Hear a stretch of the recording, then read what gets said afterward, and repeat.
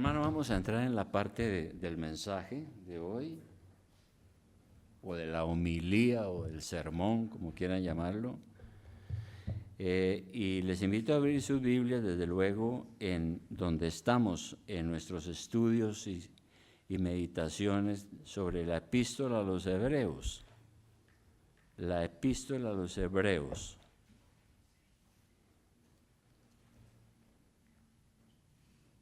A los Hebreos.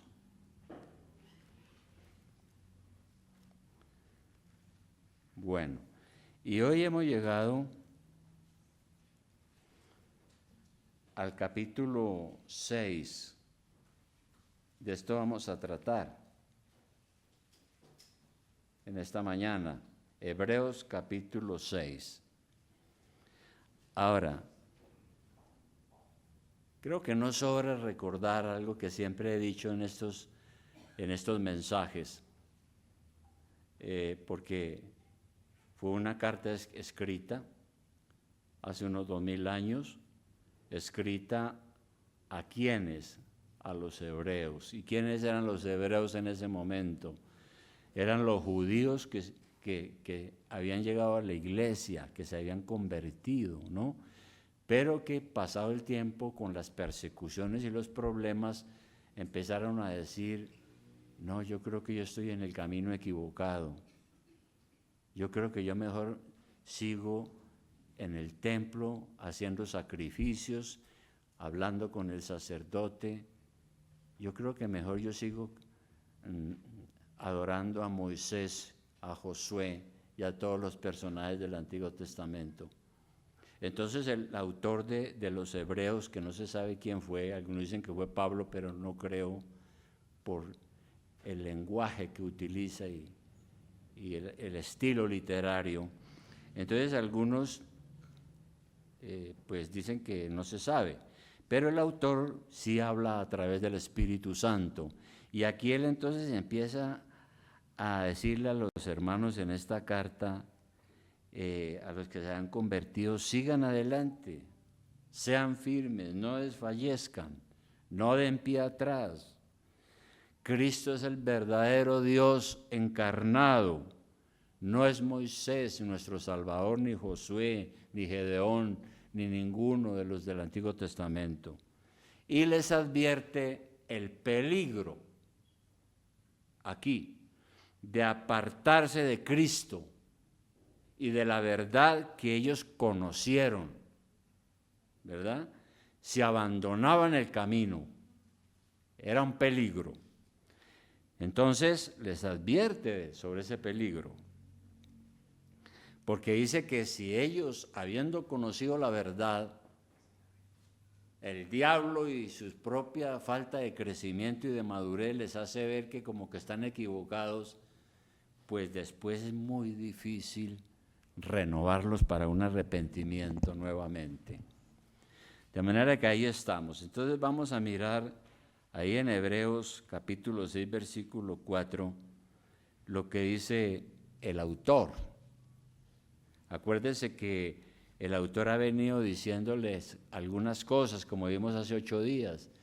Les dice a los hebreos, les dice: ustedes tienen que madurar, no pueden quedarse en las cosas elementales de la fe cristiana. Hay que salir de la primaria, hay que madurar en la vida cristiana. Hay que profundizar en la palabra y comportarnos como adultos, no como niños. Bueno, y sigue entonces hablándoles aquí. Capítulo 6, versículo 1. Entonces les dice: por tanto, dejando ya los rudimentos de la doctrina de Cristo.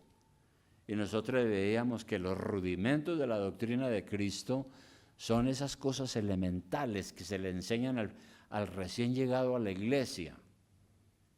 No podemos, personas que duran 10, 15, 20 años en la iglesia y todavía no salen de esas cosas elementales. Entonces les dice: bueno, vamos a dejar eso. Por tanto, dejando ya los rudimentos de la doctrina de Cristo, vamos adelante a la perfección, ¿no? Eso fue lo que les dijo inicialmente él. Y hay que ir adelante y avanzar. Y luego lo que vamos a tratar hoy está mejor en el versículo 4 en adelante. Les dice, porque es imposible que los que una vez fueron iluminados y gustaron del don celestial y fueron hechos partícipes del Espíritu Santo y asimismo gustaron la buena palabra de Dios y los poderes del siglo venidero y recayeron, sean otra vez renovados para arrepentimiento, crucificando de nuevo para sí mismos al Hijo de Dios y exponiéndole a vituperio. Hasta ahí. Entonces lo que le dice en primer lugar aquí el autor es, bueno, vamos a la madurez, vamos a crecer y vamos en primer lugar a evitar recaer. Aquí en Colombia nosotros tenemos una expresión popular para esa palabra recaer. Y es que cuando una persona se ha levantado de una enfermedad y no tiene los cuidados necesarios para recuperar su salud, nosotros le decimos, cuidado con una recaída. Es una expresión cultural, ¿no? Después, cuidado con una recaída. Bien. Es decir, si la persona se vuelve a enfermar por no cuidar su salud, por no tener los cuidados, esa recaída puede ser muy grave. Puede ser más grave que antes de haberse enfermado. Bien. Entonces, hay unas personas que cuando recaen se mueren. Hay otros que recaen pero se levantan. Ese ejemplo sirve para que, hablando espiritualmente, entendamos algo, y es lo que el autor quiere decir. Porque había en la iglesia o en las iglesias, habían algunos que recayeron y nunca se levantaron. Nunca. Cayeron en el pecado, recayeron en el pecado, se apartaron de la iglesia y nunca se levantaron. Algunos se levantaron, otros no. Entonces, menos mal que el contacto con el Evangelio sí dejó algunas bendiciones, ¿no? Ellos estuvieron a las puertas de la salvación, pero no recibieron el tratamiento completo. Pisaron el umbral, pero no estuvieron lo suficiente y no crecieron lo suficiente y no recibieron los beneficios que trae creer en Cristo y entrar a la iglesia. Muchos. Y por eso advierte aquí sobre ese peligro, ¿no? Aquí en el versículo 4, entonces empieza diciendo lo que ha pasado. Versículo 4 dice, porque es imposible que los que una vez fueron iluminados, ahí está, dice que hubo unos que fueron iluminados, llegaron a la iglesia y fueron iluminados, conocieron el Evangelio y fueron iluminados. ¿Qué quiere decir eso? Que algunos tuvieron algunos chispazos, ¿no? Y salieron temporalmente de la ceguera en que estaban. Fueron iluminados para ver los malos efectos del pecado, pero no alcanzaron a ver la gravedad del pecado en el que ellos estaban. Vieron las buenas cosas que Cristo nos trae, pero no experimentaron realmente el perdón y la bondad en su propia vida. Se reformaron externamente, pero no fueron santificados internamente. Conocieron la doctrina, pero no la experimentaron. En conclusión, no fueron verdaderamente salvos. Eso pasa con algunos, ¿no? Y el Señor Jesucristo enseñó acerca de una parábola del sembrador, ¿no? Dice que hay gente que llega y conoce el Evangelio y salta de alegría y de gozo, y qué bendición yo haber conocido esto, yo no sabía que esto existía. pero dice que apenas les pasa la emoción, son de corta duración y tropiezan y caen y no salen con nada. Eso estaba pasando y por eso el autor habla de esta manera en su epístola.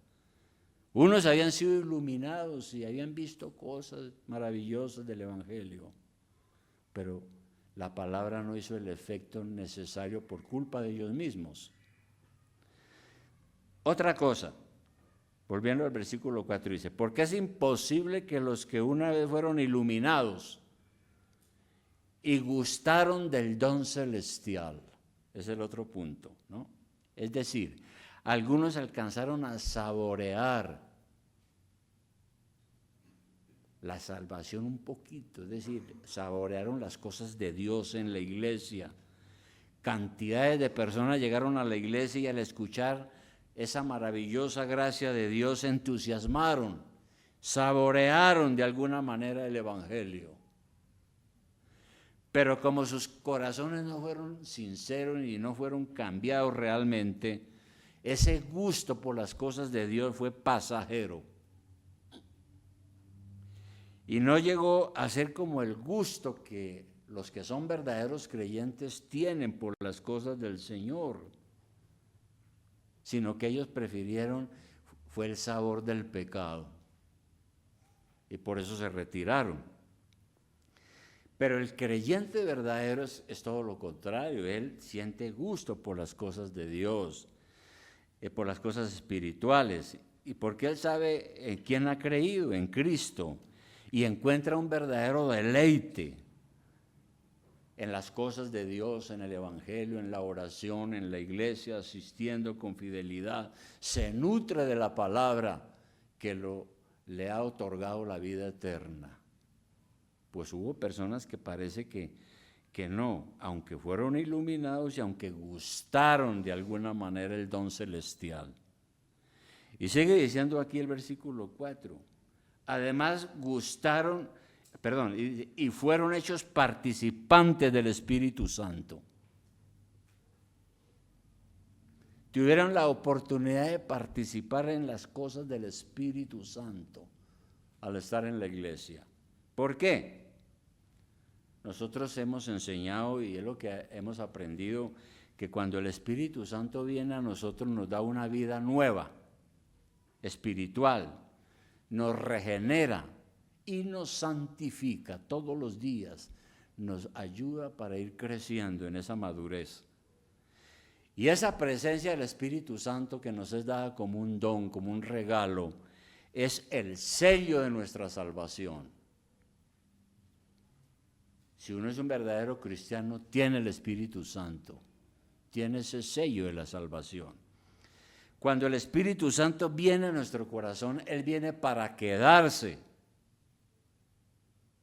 a pesar de nuestras debilidades. Por eso nosotros creemos que la salvación no se pierde. Cuando alguien verdaderamente ha creído en Cristo y ha sido regenerado, y el Espíritu Santo ha llegado a su corazón, se va a quedar para siempre. Pero hubo algunas personas que se retiraron de la iglesia y abandonaron los caminos del Señor. No hubo la verdadera obra en sus corazones. Tal vez recibieron un llamado general del Espíritu Santo, pero nunca fueron regenerados realmente, ¿no? Tuvieron la oportunidad ya en la iglesia de conocer algunas cosas y de ver cómo era la obra del Espíritu Santo, pero no la experimentaron realmente mediante una regeneración. Y dice algo más, en el versículo 5, y asimismo gustaron de la buena palabra de Dios. Es decir, hubo personas que les gustó la palabra de Dios en la iglesia, probaron las delicias del Evangelio, porque es que la palabra de Dios es una dulzura. Por eso habla de que probablemente gustaron algo, ¿no? Leerla y predicarla es algo exquisito. Mire lo que dice el Salmo 19:8, y ya regresamos otra vez, no pierda de vista donde estamos en este momento. Pero ¿qué nos dice el Salmo 19:8? Salmo 19:8.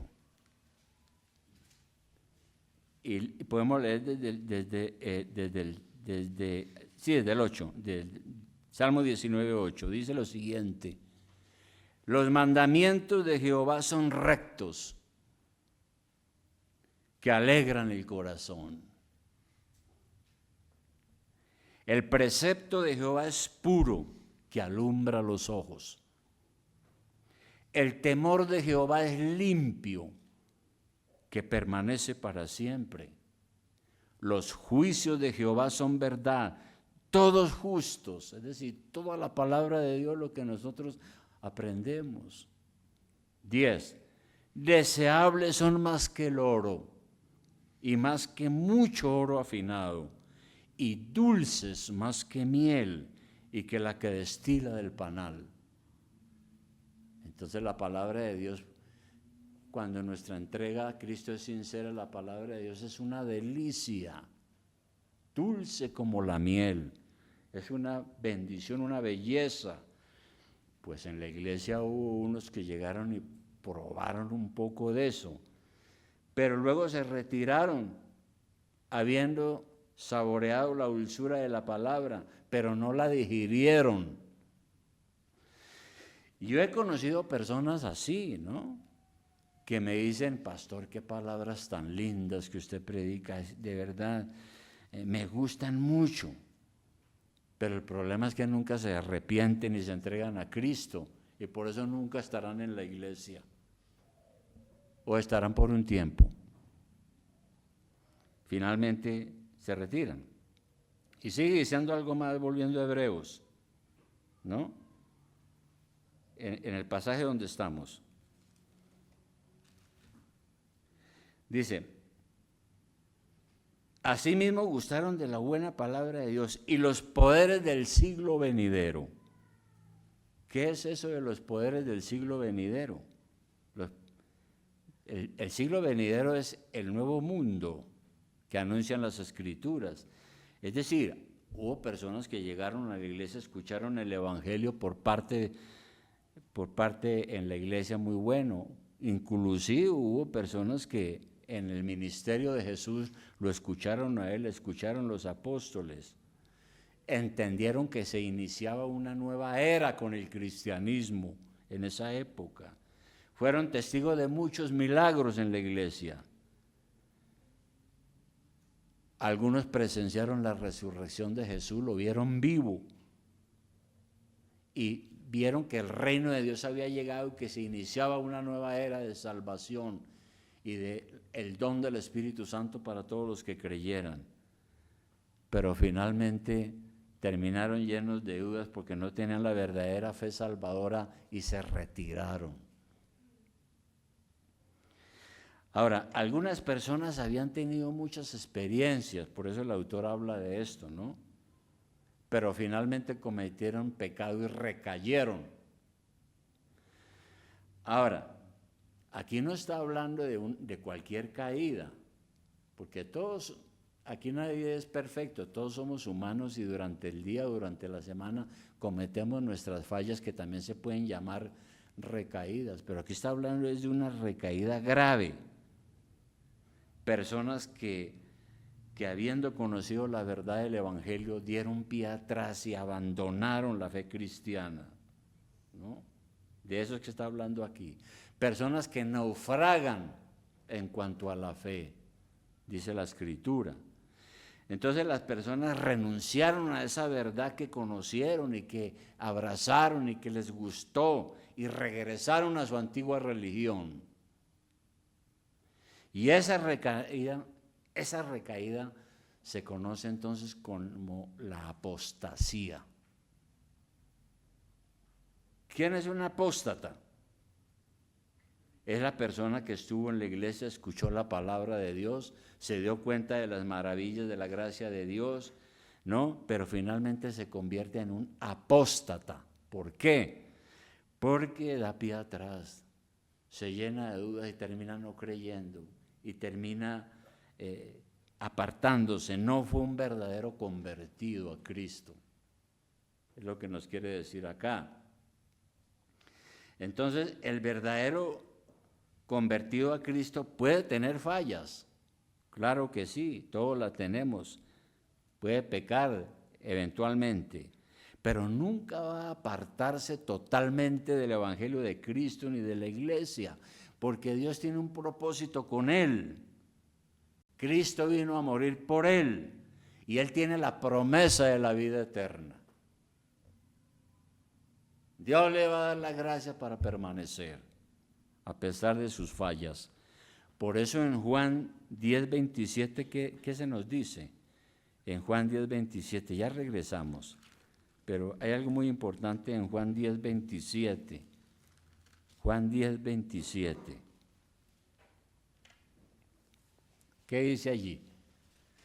Mire lo que dice el Señor. Mis ovejas oyen mi voz, y yo las conozco y me siguen. Las ovejas de Cristo son los verdaderos creyentes, los que se han arrepentido, los que han sido regenerados por la gracia de Dios, los que permanecen. 28. Y yo les doy vida eterna y no perecerán jamás. Nunca perderán esa salvación. Ni nadie las arrebatará de mi mano. Dice el propio Jesús. Mi Padre que me las dio es mayor que todos y nadie las puede arrebatar de la mano de mi Padre. Eso sí que es una esperanza, ¿no? Ser una oveja de Cristo, escogida porque el Padre nos llevó a Cristo, para que nos dio la fe y el arrepentimiento, para que pudiéramos ser ovejas de Cristo, rebaño de Dios, para que pudiéramos formar la iglesia. Y dice aquí que nadie nos podrá arrebatar. Podremos pecar, pero abogado tenemos para con el Padre a Jesucristo el justo, pero nunca vamos a apostatar de nuestra fe y del Evangelio. De manera, hermanos, que un segundo y último punto que tengo aquí muy importante es este. Vamos a ver unas consecuencias de recaer. ¿Qué pasa con el que hace eso? Que ya acabamos de leer en Hebreos, ¿no? Reciben a Cristo como su Salvador en una oración de las que hacen hoy en día, ¿no? Se emocionan, entran a la iglesia, les enseñan las cosas primeras de Cristo, ¿no? ¿Quién es el Señor? Aprenden eso, se dan cuenta de las bondades de la gracia de Dios, gustan en principio, pero finalmente terminan fuera. No fueron verdaderas ovejas, no se arrepintieron, no se convirtieron y no volvieron, apostataron de la fe. Dice aquí la Biblia entonces lo siguiente sobre esas personas, porque comienza el versículo 4 con una frase, dice, porque es imposible que los que una vez, y menciona las cosas que ya hemos visto, ¿no? Y dice el 6, y recayeron, sean otra vez renovados para arrepentimiento, crucificando de nuevo para sí mismos al Hijo de Dios y exponiéndolo a vituperio. ¿Y eso qué quiere decir? Que hay personas para las cuales no hay oportunidad de arrepentimiento ya. ¿Por qué es imposible renovarlos otra vez? ¿Acaso Dios no es misericordioso? ¿Acaso Dios no recibe a todos los que vienen a Él? ¿Acaso Él no es solo amor? Ahí viene la confusión, pero entonces tenemos que aclarar primero qué es el arrepentimiento, ¿no? ¿Qué es el arrepentimiento? El arrepentimiento viene de una palabra griega que es cambio de mente. Tiene varias definiciones, pero una muy buena es esa. El arrepentimiento es cambio de mente, la palabra es metanoia.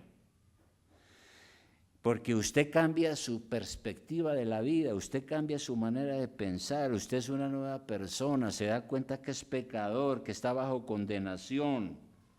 Usted llega a ser una nueva criatura y todo eso es la obra del Espíritu Santo en la vida de la persona.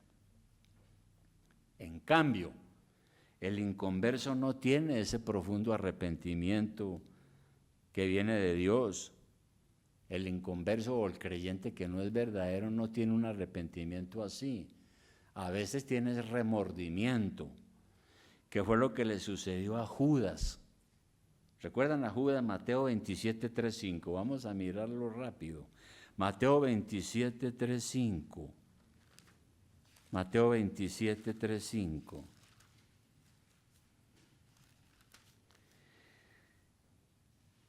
Vamos a leer esa porción, a recordarla. Porque Judas entregó al Señor, ¿no? Lo vendió. Aquí dice, entonces Judas, Mateo 27, 3. Entonces Judas, el que le había entregado, viendo que era condenado, devolvió arrepentido las 30 piezas de plata a los principales sacerdotes y a los ancianos. Porque él les dijo, dame 30 piezas de plata y yo lo entrego. Yo le digo dónde está, para que ustedes le caigan ahí, lo apresen. Pero después se dio cuenta de lo que había hecho. 4, diciendo, yo he pecado entregando sangre inocente. Mas ellos dijeron, ¿qué nos importa a nosotros? Allá tú. ¿Qué nos importa? Problema suyo. Y arrojando las piezas de plata en el templo salió y fue y se ahorcó. Qué cosa tan terrible. Su arrepentimiento no fue genuino, ¿no? No buscó el perdón de Dios. Entonces aquí dice que es imposible que Dios renueve a los que habiendo conocido terminan abandonando la fe cristiana. Si definitivamente una persona rechaza el mensaje, deja de creer en Jesús, ya no hay manera de salvarlo. Bueno, pero ¿acaso Dios no es amor y para Él no hay nada imposible? Bueno, lo que tenemos que entender nosotros es que hay cosas que Dios no puede hacer conforme a su propia naturaleza. Por ejemplo, Dios no puede mentir, porque Él es Dios, ¿verdad? Él es Dios. Asimismo, Dios no puede perdonar a una persona que no se arrepiente, que no se acoge a Cristo y que finalmente rechaza el Evangelio. Imposible.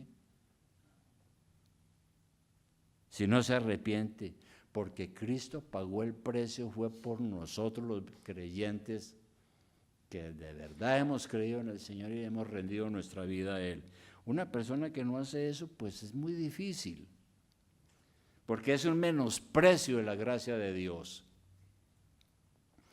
Cuando a una persona se le anuncia el camino de la salvación y ella termina dudando y finalmente rechaza a Jesús, actúa igual que Judas y los que crucificaron a Jesús, porque ellos terminaron diciendo que Jesús era un criminal, que era un impostor y un mentiroso, y que lo que él decía no era verdad. ¿Verdad? Judas no se salvó, la Biblia misma lo dice. Estos que entran a la iglesia, conocen algo del Evangelio, terminan después rechazando la verdad y burlándose del Evangelio, se convierten en los peores enemigos de Cristo. Y es como si crucificaran otra vez a Jesús y ya es imposible renovarlos otra vez. Ya Dios los deja. Y Dios ahí no está siendo ni injusto, ni falto de misericordia, ni falto de amor. No, el problema no es de Dios, es de la persona. Entonces, hermano, por todas esas cosas que nos dice aquí la Escritura, es que nosotros podemos sacar la conclusión que la gracia de Dios no se recibe en vano. Mire, hermanos, cada vez que yo estoy por ahí, o que hago mis oraciones, o que me pongo a pensar en todo esto, digo, Señor, muchas gracias por haberme salvado. Si tú no me hubieras salvado, ¿qué hubiera sido de mi matrimonio? ¿Qué hubiera sido de mis hijos? Si tú no me hubieras salvado, mi vida sería una miseria. Deme la fortaleza para seguir adelante. Mire, no me dé plata. Deme tu gracia abundante para permanecer. Eso es lo que quiero y lo que le pido a Dios, ¿verdad? Entonces, hermano, es así.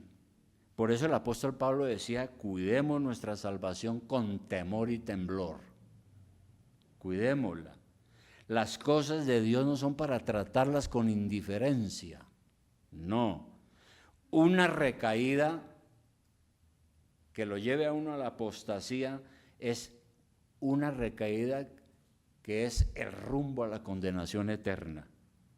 Y es una evidencia de que realmente la persona nunca ha pertenecido a Cristo. Nunca fue una oveja, nunca fue un creyente verdadero. Y es por eso que en estos versículos se nos dice, cuídese de no correr ese riesgo, de no caer. Como yo he visto a muchas personas en los años que soy pastor. Yo tengo 50 años en el ministerio, ¿no? He visto personas que llegaron a la iglesia, aparentemente creyeron, se hicieron bautizar, después dudaron, abandonaron al Señor, tras de los ídolos, cayeron en la incredulidad, como dice la Biblia, naufragaron en la fe. Se ahogaron. Por eso la Biblia es clara, ¿no? Con todo este asunto. Y recuerde usted lo que dicen los versículos anteriores. Mire, ahí arribita donde estamos del capítulo 6, en el versículo 12, mire lo que dice, que ya lo vimos. Dice lo siguiente, se lo dice a la iglesia y nos lo dice a nosotros hoy aquí. Porque la palabra de Dios permanece para siempre. Porque debiendo ser ya maestros, después de tanto tiempo, tenéis necesidad de que se os vuelva a enseñar cuáles son los primeros rudimentos de la palabra de Dios. Y habéis llegado a ser tales que tenéis necesidad de leche y no de alimento sólido. Pues algunos no crecen en la vida cristiana porque poco oran, poco leen la Biblia, son infieles a la iglesia, no tienen idea realmente de qué es la fe cristiana, no se desarrollan y por eso vienen grandes problemas en su vida personal. Y aquí nos está diciendo, no hagan eso, hay que madurar y llegar a ser un genuino hijo de Dios, ¿no? Está claro, no podemos seguir en las cosas elementales, hay que avanzar hacia la madurez. Si uno no crece en la vida cristiana, se atrofia. Si no avanza, retrocede. No podemos quedarnos en la infancia espiritual. Entonces, como decía el apóstol, cada uno confirme su propia vida, confirme el llamamiento que Dios le ha hecho. Confirme ese llamamiento. Porque el diablo si viene, cuando usted comete alguna cosa, el diablo viene y le dice, tú eres un pobre miserable. ¿Dónde está su cristianismo? ¿Dónde? Usted no tiene a Cristo y usted está perdido. Ahí es cuando uno tiene que arrodillarse y clamarle a Dios y decirle, Señor, afirme mi llamamiento. Tú me has llamado, perdóname, lávame con la sangre preciosa de tu Hijo Jesús, vertida en la cruz. Gracias a Dios. Y recibir ese perdón. Es ahí. Entonces, hermano, la exhortación aquí hoy es clara, hermano. Hay que crecer, hay que madurar, hay que ser un verdadero cristiano, hay que orar, hay que leer la Biblia, hay que congregarse, ¿verdad? No podemos seguir ahí como un niño pequeño que está aprendiendo a caminar y que se cae cada rato y que tienen que estarlo auxiliando, no. Y tener cuidado porque una recaída plena, como una apostasía, lo lleva al infierno, a la condenación eterna. Vamos a orar, hermanos.